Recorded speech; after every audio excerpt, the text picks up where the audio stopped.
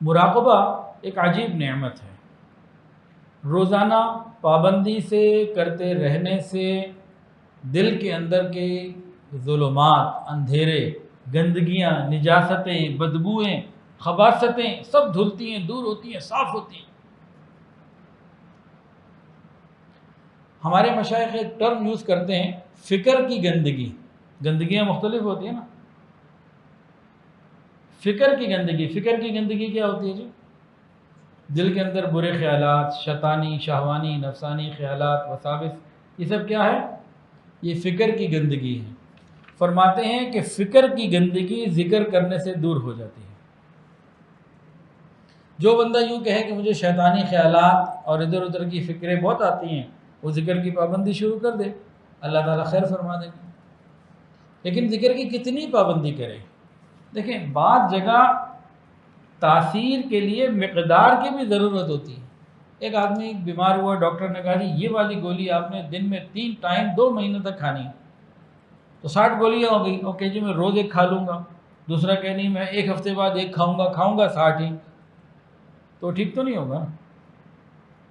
تو مقدار کی بھی بات ہوتی ہے۔ برسوں کے اندر گندگیاں جمی ہوئی ہیں، اور ہر طرف سے تو گند ہم اندر ڈاؤن لوڈ کر رہے ہیں۔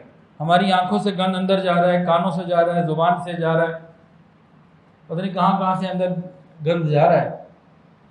تو اندر تو یہ ٹریش کین بن گیا ہوا۔ اب اس کی گندگی کو صاف کرنے کے لیے محنت کرنی پڑے گی۔ حضرت جی پیر حافظ الفقار احمد نقشبندی دامت برکاتہ عالیہ گھنٹوں مراقبہ کرتے تھے۔ اشراق کے نفل پڑھ کر 2 رکعت صلاۃ الحاجت بھی پڑھتے اور دعا مانگ کے مراقبہ شروع کرتے، یا اللہ ظہر تک کوئی تنگ کرنے والا، اٹھانے والا نہ آئے۔ تو اشراق سے لے کے ظہر کے وقت داخل ہونے تک مراقبہ ہوتا تھا۔ تو مراقبے کے لیے وقت دینا پڑتا ہے۔ خاموشی کی لذت اللہ کرے ہمیں مل جائے۔ جن کو یاد الہی کی لذت مل جاتی ہے، ان کو خاموشی کی لذت ملتی ہے۔ اکثر علماء جو صاحب طریقت بھی ہوتے ہیں، صاحب شریعت بھی ہوتے ہیں، ان کا کلام اکثر جواب ہوتا ہے۔ ان کا کلام کیا ہوتا ہے؟ اکثر جواب ہوتا ہے، یعنی خود سے وہ بات کم کرتے ہیں، ہاں کوئی سوال پوچھے تو جواب دیتے ہیں۔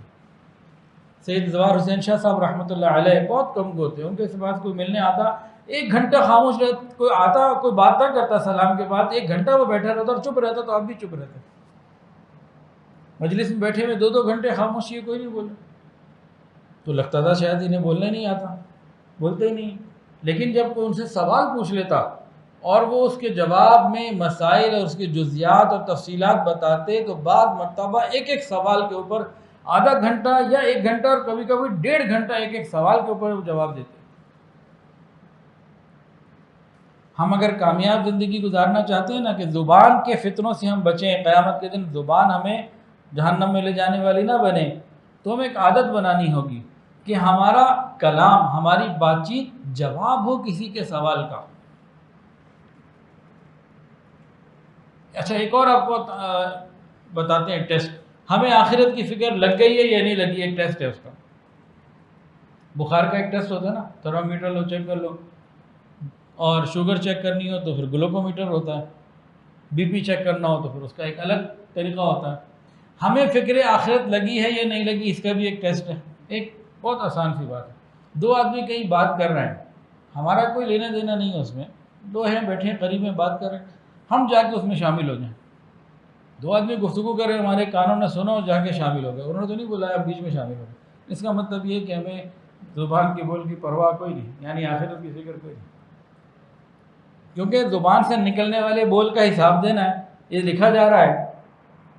تو جب زبردستی خود بولیں گے، بلا وجہ بولیں گے، ہر وقت بولیں گے، زیادہ بولیں گے، تو بہت امکان ہے غلطیاں بھی زیادہ کریں۔ جو جتنا زیادہ بولے گا اتنی غلطیاں کرے گا، ایک عام سا اصول ہے۔ اسی لیے جو علماء فکر مند ہوتے ہیں اور صاحب نسبت ہوتے ہیں، نیک اولیاء اللہ کی صحبت ملی ہوتی ہے، اور باقی بھی، لیکن عام طور سے ان کی کیا ہوتی ہے؟ کلام، ان کا کلام جواب ہوتا ہے۔ کہ جواب دینا تو فرض ہے نا، واجب ہے۔ ایک آدمی نے سوال پوچھ لیا تو جواب نہیں دیں گے، جواب تو دینا ہے، اس وہ عبادت ہو جائے گی۔